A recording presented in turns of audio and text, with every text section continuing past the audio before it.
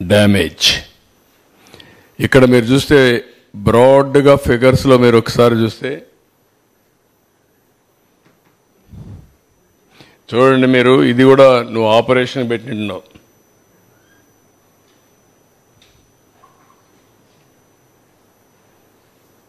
రెండు కన్ఫ్యూజ్ అవుతుంది. తీసుకెళ్ళు, ఒళ్ళు దగ్గర పెట్టుకొని పనిచేయండి. తమాషాలు ఆడుతున్నారు. చూసినప్పుడు టారిఫ్ బర్డన్ ఆన్ కన్జ్యూమర్స్, గవర్నమెంట్లో కూడా ఉండేవాళ్ళు మరి పనిచేస్తున్నారు. వారసత్వంగా వచ్చాయి మాకు ఇవన్నీ. తొలి రోజు వస్తే కమ్మోడు కూడా పనిచేయాల, రూములు పనిచేయాల, ఏసీలు పనిచేసే పరిస్థితి లేదు. ఇక్కడ ఎవడో పట్టించుకున్న నాదుడు కనపడలేదు. కాగా అట్లా తయారైపోయారు. మన రూమ్లో కూడా ఏం పని చేయకుండా ఉండే పరిస్థితి వచ్చేసింది. ఆ రూమ్కి ఎవరు వచ్చినట్టు లేరు. వీళ్ళకందరికీ ఇంకా పాత వాసన అట్నే ఉంది. ఇక్కడ చూసినప్పుడు టారిఫ్ బర్డన్ ఆన్ కన్జ్యూమర్స్ 32,166 కోట్లు పడింది. రెండు అప్పులన్నీ అన్ని యూటిలిటీస్ కలిపి 49,596 కోట్లు.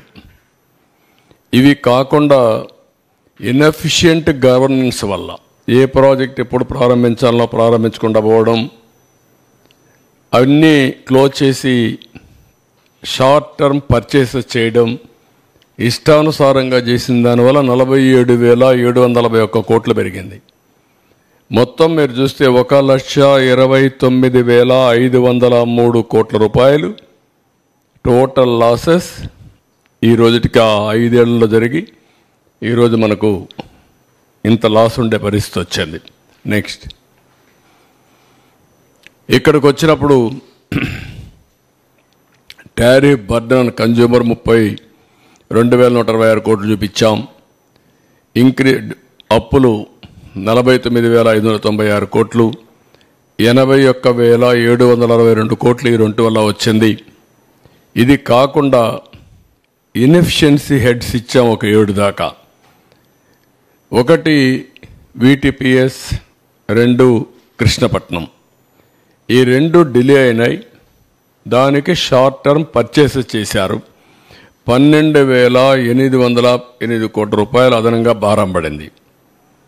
పోలవరం హైడ్రో ఎలక్ట్రిక్ ప్రాజెక్ట్ని టెండర్ మార్చారు, కొత్త ఏజెన్సీకి ఇచ్చారు.